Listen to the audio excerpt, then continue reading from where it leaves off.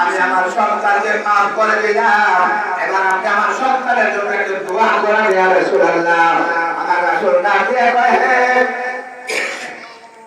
বেটানা, তোমার সন্তানের জন্য আমি দোয়া করতে হবে না।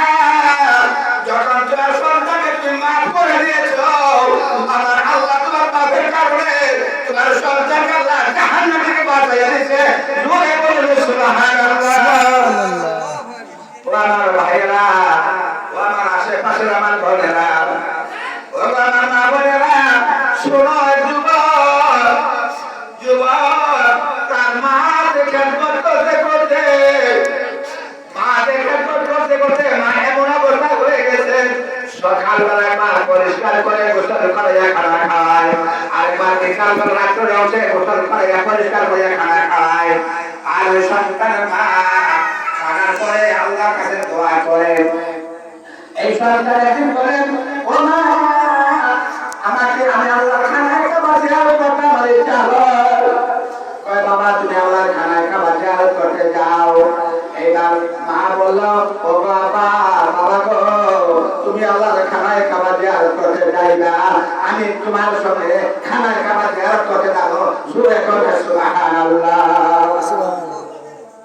এবার সন্তান চিন্তা করতেছে যে কিভাবে আমার মাকে আমি আমার সঙ্গে নেব, কিভাবে আমার মাকে সঙ্গে নেব। মা উঠতে পারে না, বসতে পারে না, চলতে পারে না।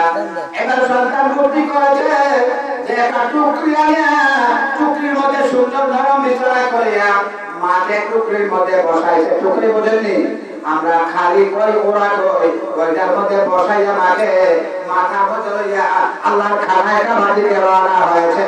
জোরে জোরে বলেন সুবহানাল্লাহ।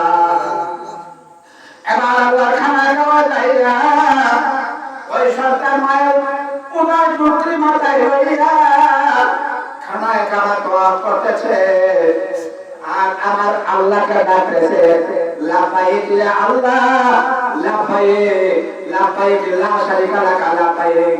এইভাবে যখন তাওহীদ পড়তেছেন, শাফি রাহমাতুল্লাহ আলাইহি পিছনের দিকে দাঁড়িয়ে বলতেছে, যুবক, আল্লাহর খানায় খাবার দোয়া করা যথেষ্ট মেহনত।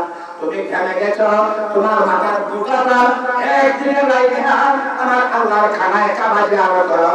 জোরে করে সুবহানাল্লাহ। যুবক উত্তর দেয় না,